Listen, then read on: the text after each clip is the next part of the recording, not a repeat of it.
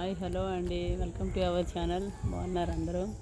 మేము ఇక్కడ హైదరాబాద్లో కేసరగుట్టకు వచ్చామండి. కేసరగుట్ట అంటే చాలా ఫేమస్, అంటే కాశీ తర్వాత ఇది సెకండ్ కాశీ అన్నట్టు ఒక నమ్మకం అనమాట. ఎందుకంటే ఇక్కడ ప్రతిష్ఠించిన లింగాలు ఉన్నాయి. రాముల వారు ఒకటి ప్రతిష్ఠించారు కాబట్టి రామలింగేశ్వర స్వామి దేవాలయం. హనుమాన్ కూడా ప్రతిష్ఠించారు కాశీ నుండి తెచ్చి. ఆ లింగాన్ని కాశీ విశ్వేశ్వర స్వామి లింగం అని కూడా చాలా లింగాలు ఉంటాయండి. ఒక్కొక్క లింగానికి ఒక్కొక్క పేరు. చాలా పుణ్యం ఇక్కడ వచ్చి మనం దర్శించుకుంటే.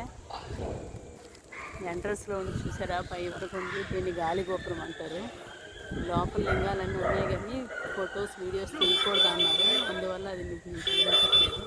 బయట ఇదిగోండి, ఇదే గాలి గోపురం అండి. చూసారా పై వరకు అందరూ నమస్కారం పెట్టుకోండి.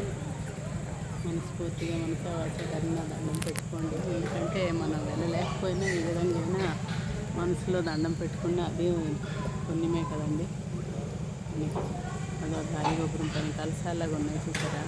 గోపుర శిఖరాన్ని కూడా చూసి దండం పెట్టుకోండి. గోపుర శిఖరము గోపుర శిఖర దర్శనం శతకోటి పుణ్య ఫలం అంటారు కదా. చూసి దండం పెట్టుకోండి గోపుర శిఖరాన్ని. ఇక్కడ మంకీలు అయితే ఎన్ని ఉన్నాయో అండి, చాలా ఉన్నాయి. అసలు ఉంచట్లేదు, చేతిలో ఉన్న ఉంచట్లేదు. చూసి మీకు కనిపిస్తున్నాయా? చూడండి ఒకసారి. కాలభైరవ స్వామి కూడా ఎంట్రన్స్లో ఉంటారండి, ధ్వజస్తంభం దగ్గర. ఎందుకంటే శివుడికి ఏదైనా మనము చెప్పాలంటే నందీశ్వరుడు కానీ కాలభైరవ స్వామికి కానీ చెప్తే వాళ్ళు మన శివయ్యకి తీర్చుతారు. మన కష్ట నష్టాలన్నీ మనం కాలభైరవ స్వామికి నందీశ్వర స్వామికి చెప్పుకుంటే శివయ్యకి చెప్తారు. వాళ్ళు చెప్పి మన కోరికలు మన బాధలు అన్నీ తీర్చుతాడండి. నాకైతే నమ్మకం బాగా. మీరు కూడా అలానే కోరుకోండి. అక్కడ చూపిస్తా అనుకున్నా కాలభైరవ స్వామిది, కానీ ఫోటోలు వీడియోలు తీయొద్దని చెప్పారు. సో దానివల్ల నేను తీయలేదు. బయట కూడా లింగాలు ఉన్నాయి, రండి చూద్దాం. ఇదిగోండి ఎంట్రన్స్ అండి, పెద్ద ద్వారం ఉంటుంది. ఇది కొండపైన ఉంటుంది. అసలు వర్షం పడుతుంది అసలు, లేదంటే కొండపైన ఉంటుంటే ఎత్తుగా ఉంటుంది. కొండపైన మొత్తం మన సిటీ మొత్తం కనిపిస్తుంది. భూతంగా ప్రశాంతంగా ఇదేంటే దేవుళ్ళు ఏంటి ఆకాశం పైన అక్కడ ఉంటారు అన్నట్టు కొండపైన చెట్టుగా ఉంటుంది కొండ. ఇక్కడ నిజంగా దేవుళ్ళు ఉన్నారు అనిపిస్తుంది, శివయ్య తిరుగుతున్నాడు ఇక్కడ అని అనిపిస్తుంది. అంత ఫేమస్ అనమాట ఇక్కడ. మంచి అదోండి కనిపిస్తుంది కదా ధ్వజస్తంభం దగ్గర దీపాల వెలుగు.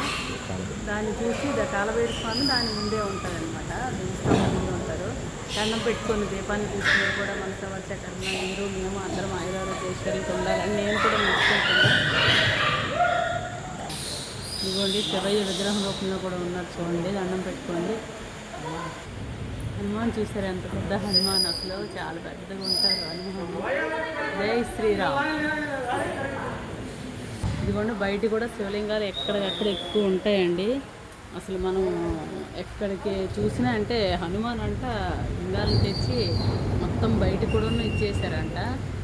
అదిగోండి బయట కూడా శివలింగాలు ఎక్కడెక్కడ ఉంటాయండి. మనము డైరెక్ట్గా అభిషేకం దగ్గర నుండి చేసుకోవచ్చు. గర్భగుడిలో అంటే అందరికి ఛాన్స్ ఉండదు కదా. ఇక్కడైతే మనం తెచ్చి పంచామృతాలన్నీ తెచ్చి మనం దగ్గరుండి మనమే చేసుకోవచ్చు అనమాట. అంత బాగుంటుంది. ఇక్కడ వస్తే చూసారా వ్యూ మొత్తం కనిపిస్తుంది. మీకు చూపిస్తాను నేను అక్కడికి వెళ్ళి కొంచెం ముందుకు వెళ్ళి.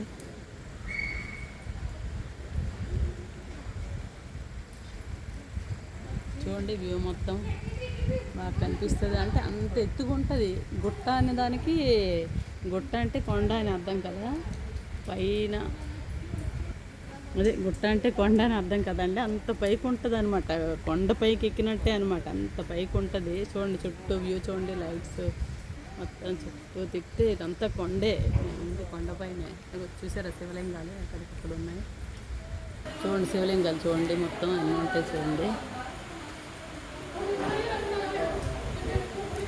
మండపంలా ఉంది. మండపం చుట్టూ శివలింగాలు, మళ్ళీ క్లియర్గా బయట కూడా శివలింగాలు మనకు అభిషేకం చేసుకోవడానికి వీలుగా. అది హనుమాన్ టెంపుల్.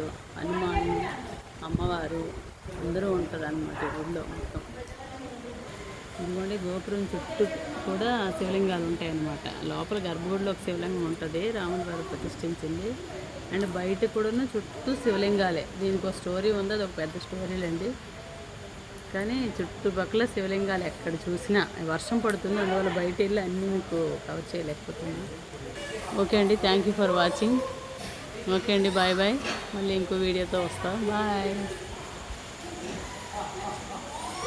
ఓకే అండి, బాయ్ బాయ్.